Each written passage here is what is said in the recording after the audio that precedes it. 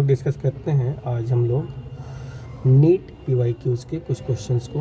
तो आइए सबसे फर्स्ट क्वेश्चन देखते हैं। आपसे पूछा गया है कि propene one all prepared from propene by. तो देखिए यहाँ पे जो ये B2H6 के साथ जो रिएक्शंस होता है इसमें ये बनता है, ठीक है। बाकी जगह आपका मार्कोनिकप्स रूल फॉलो हो रहा है, तो यहाँ पे आपको एंटी मार्कोनिकप्स रूल के अकॉर्डिंग ये बनता है। तो ये करेक्ट आंसर आपका 3। Among the following the most reactive towards alcoholic KOH। तो देखिए alcoholic KOH generally elimination reactions कराने में हेल्प करता है, और रिएक्टिविटी ऑफ एल्काइल हैलाइड जो होता है वो डायरेक्टली प्रोपोर्शनल होता है पोलरिटी ऑफ CX बॉन्ड। तो अब जहाँ भी CX बॉन्ड की पोलरिटी ज़्यादा होगी, तो देखिए जितना ज़्यादा अल्काइल पार्ट लंबा होगा उतना ही पोलरिटी ज़्यादा होगी। तो आंसर आपका 4th हो जाएगा। Among the following the one which react mostly readily with ethanol. अब देखिए यहाँ पे जब भी इथेनॉल की रिएक्शन होगा तो यहाँ पे कार्बोकेटाइन बनेगा, और जिसका कार्बोकेटाइन जितना ज़्यादा स्टेबल होगा वही उतना ही रेडली आपको क्या होगा, रिएक्ट करेगा, ठीक है। तो आंसर आपका ये 3rd हो जाएगा। Reaction of HBr with propene in the presence of peroxide, इसको हम तो एंटी मार्कोनिकप्स रूल बोलते हैं। और यहाँ पे देखिए 1 डिग्री हैलाइड बनता है जिसको हम लोग N प्रोपाइल ब्रोमाइड भी बोलेंगे। तो ये आपका 3rd हो गया। The major product obtained on treatment with CH3CH2CHF CH3 with CH3O minus CH3OH solution में एज। तो देखिए यहाँ पे ये आपका है, तो ये वाला जो पार्ट है और ये वाला जो पार्ट है, इसके चलते ये यहाँ पे अटैक नहीं कर पाएगा क्योंकि ये हिंड्रेंस फील करेगा, जिसके चलते ये यहाँ से इस हाइड्रोजन को बाहर निकाल ले जाएगा।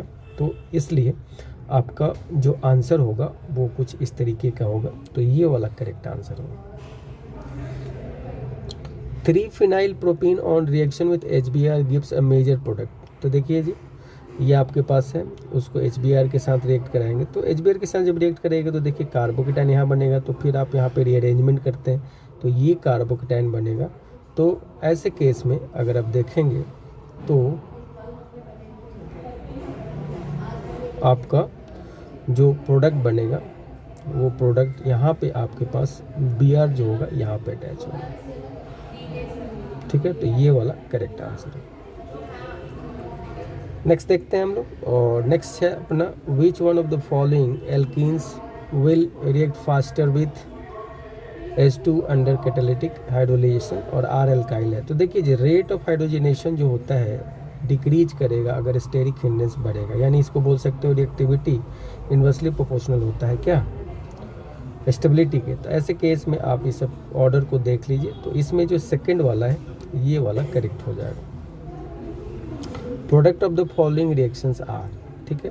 अब देखिए आपके पास ये है, इसका ओजोनोलिसिस कराते हैं तो ये बनता है, और इसका अब H2O कर रहे हैं। तो देखिए यहाँ पे ऑक्सीडेटिव हाइड्रोलाइसिस हो रहा है, तो यहाँ पे आपके पास 2 मॉलिक्यूल एसिड बन जाता है, तो ये फॉर्मेशन हो जाएगा। Predict the product carbon obtain in the following reactions 1 butyne, ठीक है। तो देखिए 1 ब्यूटाइन है अपने पास, HCl रिएक्ट करिए, मार्कोनिकप्स के अकॉर्डिंग ऐड करिए, फिर HI, फिर मार्कोनिकप्स के अकॉर्डिंग ऐड करिए। तो आप क्या देखेंगे कि ये वाला आपका करेक्ट आंसर है। नेक्स्ट देखिए reductions of the aldehyde and ketones into hydrocarbons zinc amalgam and concentrated HCl is called.